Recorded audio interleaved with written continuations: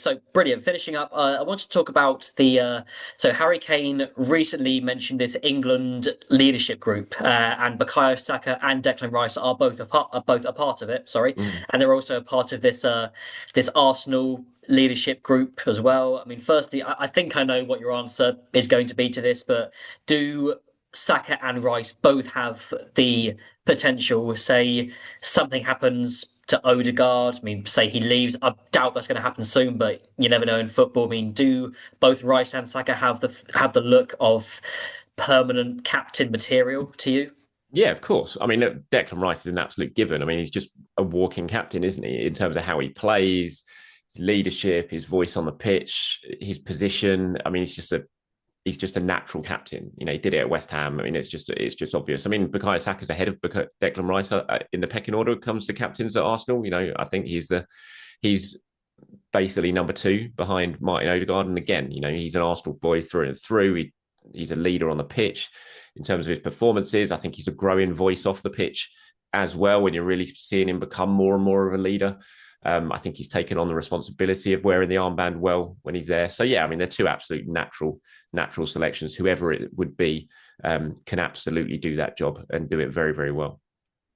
Yeah, and I think with those two, it's quite interesting because I mean, like you said, Rice is seen as this really sort of this vocal leader on the pitch, and Saka maybe not. I mean, he's seen as more of this. I think it's fair to say he's seen as more of a quiet guy on the pitch. Of course, like you say, with his performances, that is captain material performances, but maybe not as outspoken or as loud on the pitch as maybe someone like a Declan Rice or a Gabriel would be. But Mm-hmm. having those two contrasting leadership styles, is that do you think that can work on a football pitch? I think it can definitely work. You know, I think Martin Odegaard's a fantastic captain. And I know lots of people, including, arguably Arsenal's greatest ever captain, sort of has had their say on whether that sort of personality and character is the right captain for a football club. I have no issue with it. It doesn't matter that they're not shouting around and that Bukayo Saka's not walking around and shouting and fisting everyone's faces and being a sort of Roy Keane, Tony Adams type captain. There's different ways of being a leader, absolutely different ways of being a leader. And Bukayo Saka's got that. He's got the connection with Arsenal as well, and that connection with the fan base.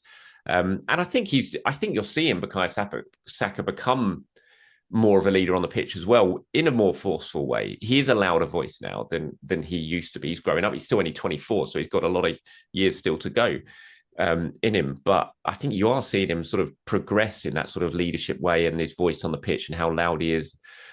So I've got no issue with Bukayo Saka being captain. I think that everyone has a leadership role in a different way. And I think those two, although they're very, very different, I think they're both excellent leaders. Completely agreed. Yeah, yeah. Just finally, the concept of having like a 4 or 5 man leadership group compared to like one firm captain and one vice captain. Are you a fan of that shift to a leadership group? Am I a fan of it? I don't know. I think it's just the way the football's gone, isn't it? I suppose back in the day, if you ask people that, they'd be like, "What? 5 captains, 5 leadership? What are you talking about? We've just got one skipper."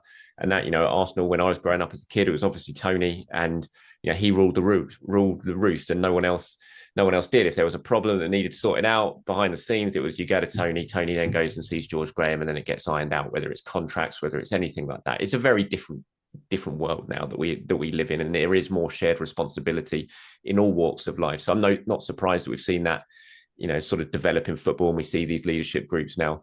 And maybe it's better. Maybe it is better that it's not just one single powerful voice who can kind of control and rule a changing room. Maybe there is benefits to it for being other people, to being more people that you can go and talk to. If you don't want to talk to this guy, you can maybe talk to that guy, and he has a word in someone else's ear. So maybe there are benefits to it. I mean, am I a fan of it? I'm not really too bothered, I have to say. I just think it's the way football's gone now.